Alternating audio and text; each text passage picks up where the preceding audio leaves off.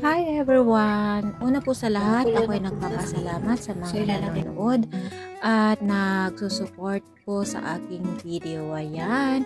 Anyway guys, ako ay magluluto po ng napakadali at napakasimpleng luto lang po. Yun po ay EBC soup na may pork bone, at ito ay alam nyo naman guys, dito sa amin ang mga Chinese ay mahilig po sila ng mga soup.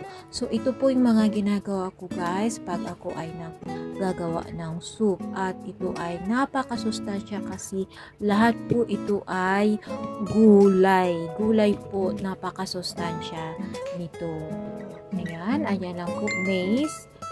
Bali po ang ating menu ay maize soup na may pork bone at kamatis, tsaka potato. Ayan po guys, at ako ay nagpakulo na ng ating pork bone, at pagkatapos nyan ay isa-isa po nating ilalaga at sasabay ang ating mga gulay at ang ating mais, kamatis, at haluin lang po nyan. At syempre, ayan na po guys, at syempre lalagyan po natin yan ng ating mga ingredients at asin, mga seasoning, at ayan, base na lang po yan sa aking panlasa. Ayan, nilagay ko na po ang potato, kamatis ulit, at ayan guys, isang kalderong soup po yan sa aming